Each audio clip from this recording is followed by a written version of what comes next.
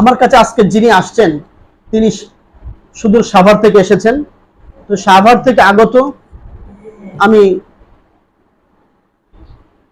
ওই ভাইকে তার সাংসারিক জীবনে এই বিচ্ছেদের জাদুতে আক্রান্ত হওয়ার কারণে কি ধরনের ঝামেলায় তিনি পতিত হয়েছিলেন, কি ধরনের সমস্যা তিনি তার বাস্তব জীবনে তিনি লক্ষ্য করেছেন, এই সমস্ত বিষয়গুলো একটু সংক্ষিপ্ত সময়ের মাঝে উপস্থাপন করার জন্য বিনীতভাবে অনুরোধ করছি। আসসালামু আলাইকুম। গত 1 মাস যাবত আমি খুব চিন্তিত ছিলাম। আমাদের স্বামী স্ত্রীর মধ্যে ঝগড়াঝাটি হতো, তো কারণে কারণে ঝগড়াঝাটি হতো, তো বুঝতে পারছিলাম না। তো গত 2 সপ্তাহ আগে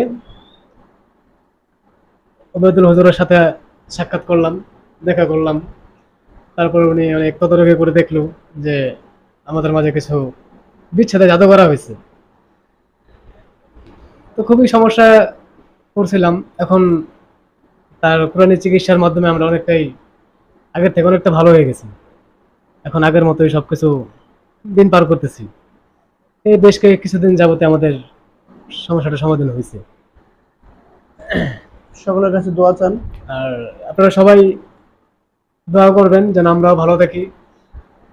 আপনাদের জন্য আমরা দোয়া করবো ইনশাআল্লাহ, আপনারাও যেন ভালো থাকেন।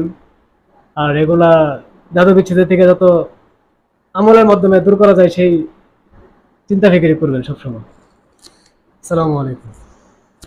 সম্মানিত শ্রোতা বন্ধুগণ, এতক্ষণ আপনার যে আমি তার ওয়াইফকে কিছু কথা বলার জন্য অনুরোধ করব। যখন তারা বিচ্ছেদের জাদুতে আক্রান্ত ছিলেন, তার স্বামী তার সাথে কি ধরনের আচরণ করতেন এবং তিনি তার স্বামীর সাথে কেমন আচরণ করতেন, আর এই সমস্ত আচরণগুলোর কারণে তাদের মাঝে কেমন ঝগড়াঝাটি হতো, কেমন ধরনের ঝামেলার সৃষ্টি হতো, সংক্ষিপ্ত সময়ের মাঝে একটু বলেন। আসসালামু আলাইকুম।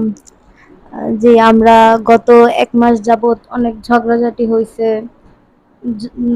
হুজুরের কাছে আসছি, তারপর বুঝতে পারছি যে আমাদের বিচ্ছেদের জাদু করা হয়েছে।